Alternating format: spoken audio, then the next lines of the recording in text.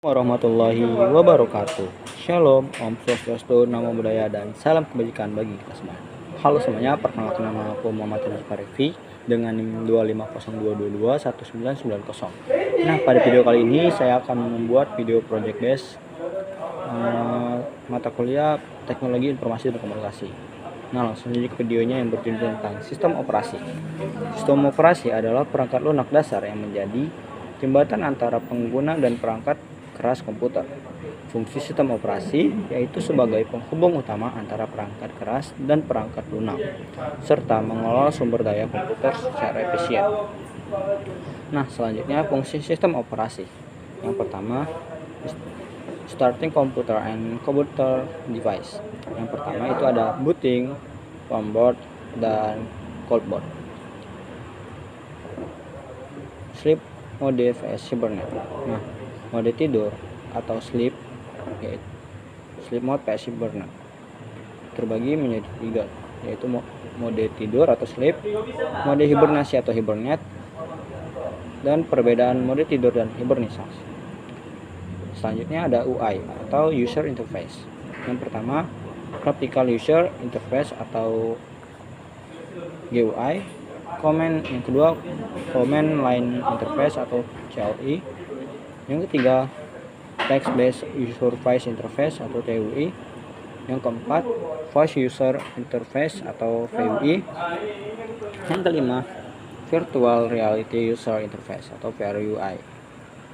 UX atau user experience adalah pengalaman pengguna saat menggunakan suatu produk digital.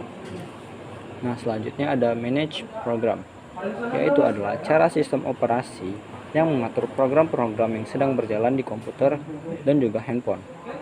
Saat kita menjalankan banyak program sekaligus, sistem operasi akan membaginya menjadi dua bagian, yaitu yang pertama menjadi foreground program dan yang kedua menjadi background program. Nah,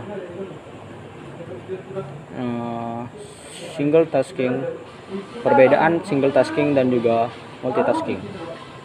Yang pertama, single tasking. Single tasking adalah sistem operasi yang hanya bisa menjalankan satu program dalam satu waktu. Nah, sedangkan multitasking adalah sistem operasi yang bisa menjalankan lebih satu program dalam waktu yang sama.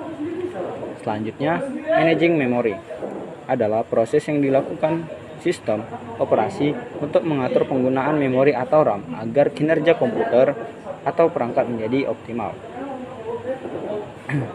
Yang pertama, RAM atau random access memory, yang itu memori utama di komputer.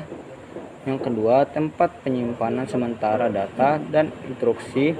Yang ketiga, digunakan saat program sedang dijalankan. Yang keempat, saat proses bekerja, data dan instruksi diambil dari RAM. Nah, gimana sih cara kerjanya? Cara sistem operasi mengelola RAM. Yang pertama, mengalokasikan memori untuk program yang sedang berjalan. Yang kedua, memantau isi memori jika memori selama program digunakan. Yang ketiga, melepaskan memori jika program sudah ditutup. Jika banyak aplikasi yang berjalan bersamaan, RAM bisa penuh. Selanjutnya, virtual memory. Itu terbagi menjadi tiga, yaitu memori tambahan yang diambil dari hard drive atau flash drive. Yang kedua, digunakan saat RAM tidak mencukupi. Yang ketiga, sebagian data dapat dipindahkan dari RAM ke hard drive. Selanjutnya ada swap file dan paging. Yang pertama, swap file. Swap file adalah area di hard drive yang dipakai sebagai virtual memory. Yang kedua, paging, proses tukar-menukar data antara RAM dan hard drive. Yang ketiga ada page, potongan data yang dipindahkan. Nah, apa sih dampak dari jika RAM penuh? Dampaknya adalah yang pertama, sistem operasi menggunakan virtual memory. Yang kedua, perangkat jadi lambat. Selanjutnya, modern aplikasi terbagi menjadi dua. Yang pertama, perkembangan aplikasi. Lorem ipsum dolor is armored.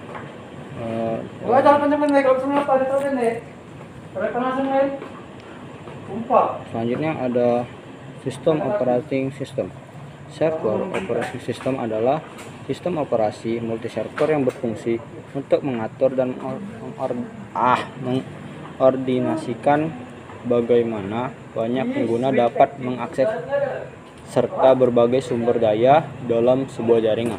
Contohnya Windows Server, macOS Server, Unix, dan Linux.